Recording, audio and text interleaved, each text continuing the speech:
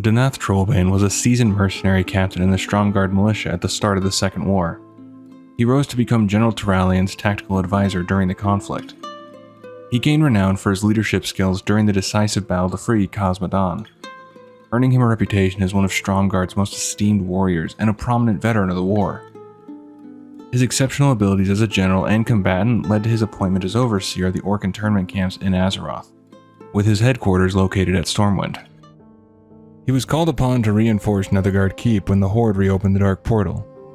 Leading his forces from Stormwind, he headed to Nethergard, but was ambushed by the Death Knights and the new Warsong clan.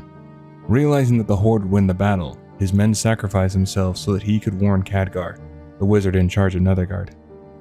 Despite his desire to stay with his men, he knew he had to fulfill their sacrifice and rode to Nethergard, which was under siege by the Warsong clan, led by Grommash Hellscream. They were eventually relieved by General Turalian, his friend and commander. For the rest of his days, he would carry the guilt of leading and abandoning his boys, as he fondly referred to them as, to be mercilessly slaughtered. When Ner'zhul took the Book of Medivh and other items to Draenor, he joined the Alliance expedition as second-in-command and tactical advisor to General Turalian. After capturing Hellfire Citadel, he led half of the expedition along with Curdran Wildhammer's Griffin Riders and half of Valyria's Rangers in pursuit of Ner'zhul. During the chase, Curdran was struck down by Ner'zhul, fueling Danath's rage. He wanted to launch a full attack on Auchindoun, where the Horde had taken refuge, but was advised by Tathrasar to calm down. While waiting, he and Tathrasar encountered the Erakoa Grizzak, who informed them that Curdran was still alive. They followed Grizzak into the tunnels of Auchindoun, where they met the Draenei priest Nemoran. Convincing Nemoran that they were there to rid the temple of orcs, Danath and his allies fought alongside the Draenei against the orcs. This marked the first time humans, elves, dwarves, and Draenei fought together. After rescuing Curdran, he faced off against Kilrog Deadeye, a renowned orc chieftain who stood in their way to Ner'zhul.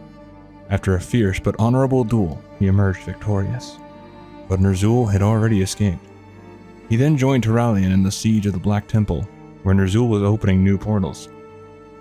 As Draenor began to tear apart, he and his comrades defended Khadgar while he closed the Dark Portal to Azeroth. They then disappeared into one of the rifts created by Ner'zhul to escape the dying world. Danath Trollbane's legacy lives on, as he and the other leaders from the expeditionary force have been immortalized in stone in the Valley of Heroes in Stormwind. In the Burning Crusade, we discover that Danath Trollbane and his men survived the cataclysm that shattered Draenor into Outland, taking refuge at Honorhold, a bastion founded long before the Dark Portal was first sealed. Isolated for years, the fortress withstood assaults from the Burning Legion and Magtheridon's Fel Orcs until Lord Khazak's return reopened the portal. On Azeroth, Danath and his comrades were long mourned as fallen heroes, until, years after the portal's sealing, the truth of their survival finally came to light. With General Turalian missing, Danath stepped into command of the Sons of Lothar, rallying the Alliance survivors at Honorhold and coordinating much-needed reinforcements and supplies from Stormwind and Nethergard. Through these new arrivals, Danath learned of Stromgarde's fate, destroyed during the Third War, and now dreams of one day returning to rebuild his homeland. Of the 5 expedition leaders, he alone remains at Honorhold. Khadgar has made his home in Shattrath, while Curdran Wildhammer and his Griffin Riders anchor themselves in Shadowmoon Valley. Alaria's trail has grown cold, and Turalian has not been heard from in over a decade. Even Eretor, the youthful son of Turalian and Alaria, arrived seeking news of his parents, only to be reminded that his parents' disappearance is still unsolved, and they haven't been seen for many years. Now in Cataclysm you don't actually see Danath anywhere, but you do get a hint of his return. His return was teased when players would talk to Scuerto, in which he would say, "I'm sick of sitting in this hole. I hope whatever pencil pusher is holding up Danath's return gets a punch in the jimmies." But he doesn't return until Legion. Danath made a triumphant return during the 3rd invasion of the Burning Legion, taking on the role of quest starter for the warrior artifacts. While on a reconnaissance flight above the broken shore with an Alliance warrior, he was unfortunately struck down by Legion siege weapons and disappeared after his griffin fell towards the sea. However, he assured the player that he would find an alternative way back. Later on, Danath can be found at A Hero's Welcome, where he reflects on his close encounters with demons and vows that they will not get a third chance to take him down. If the player is a hero, he expresses his relief at their survival and states that he never doubted them. He also mentions that he will soon return to the front lines. When it's revealed that Illyria and Turalyon are still alive, Khadgar reunites with them on Argus, the homeworld of the Burning Legion. During their reunion, Khadgar informs them that both Kurgan and Danath are alive as well, although he admits that he doesn't get to see them as often as he would like.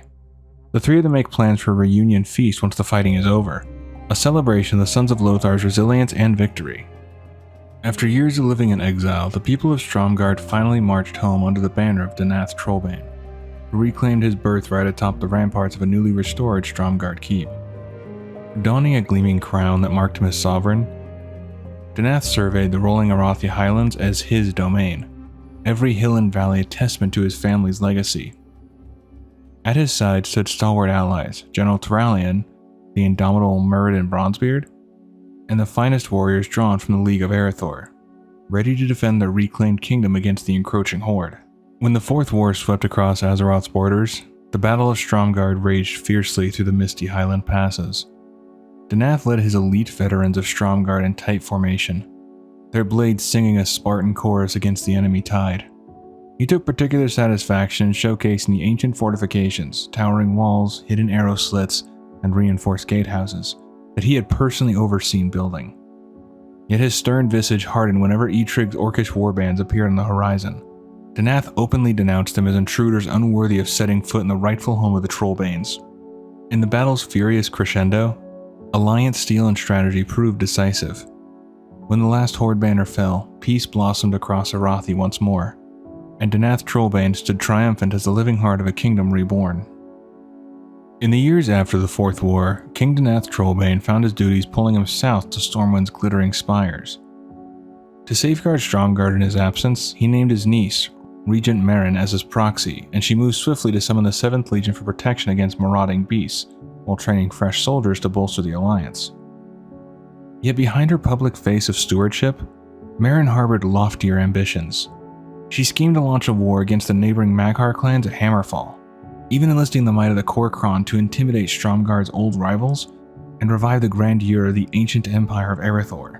10 days after Dalaran's ruin, Danath was among the first to heed Jaina Proudmoore Thrall's urgent summon to Borealis. As he stood by Jaina's side in the marbled halls of Proudmoore Keep, Danath forged a firm friendship with the sorceress even as Alliance and Horde leaders debated which forces to send to Khazalgar.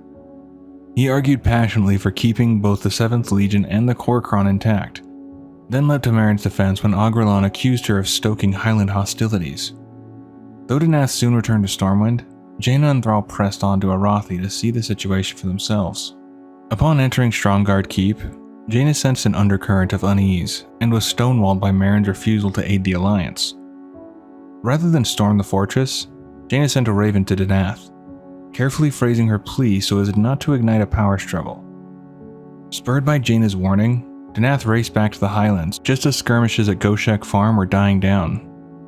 He imprisoned Meryn, dispatched search parties under Knight Captain Wren to root out her loyalists, and offered humble reparations to Gaiara and the Maghar, only to have them declined in favor of healing the wounds between their peoples. Even Eitrig's good-natured jibe recalling his clash with Danath in the Fourth War couldn't dampen Danath's resolve. With both Kor'kron and 7th Legion united under his command, the Alliance now possessed the strike force Jaina and Thrall had sought, leaving Danath to trust that his men would extinguish the last members of Meryn's rebellion and secure peace for Stromgarde once more. King Danath Trollbane rode into Khazalgar's golden dunes flanked by his oldest brothers-in-arms, General Turalyon on one side, and Kurgan Wildhammer on the other. At the head of Stromgarde's fresh contingents, armored veterans who had answered the call, he and his steadfast lieutenant officer Herrick wove through the tranquil strand's disciplined ranks as the surf thundered beyond the steel. Every footstep echoed Danath's promise: these shores would not fall. When the dust settled, Danath exchanged battlefield command for diplomatic stewardship. Together with Kurgan and Herrick, he established the Alliance Embassy.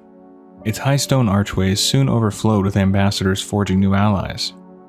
There he stood witness as the Earthing cast aside their ancient edicts and pledged their might against the Harbinger's legions from Ashkahet. Yet peace's lull was brief.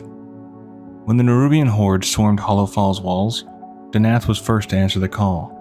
Torchlight flickered across his blade as he faced the dread champion Anub-Atah. Each clash of steel against the beast a defiant anthem that drove the Spider Lord back into the shadows. Yet even a hero must sometimes rest. Under the soft glow of lanterns strung across Stormwind's winter market, Danath shared a quiet moment with his fellow Sons of Lothar in a secret place outside of Xal'atath's reach. As mugs of spiced cider passed between old friends, he revealed how he and Eitrig had worked hard to soothe the still smoldering tensions in the Arathi Highlands after Regent Marin's betrayal. In laughter and shared remembrance, the warriors found brief reprieve, knowing that for all the war yet to come, their bond remained unbroken. And that's going to do it for this one. Hope you did enjoy. Take care of yourself. I'll see you in the next one.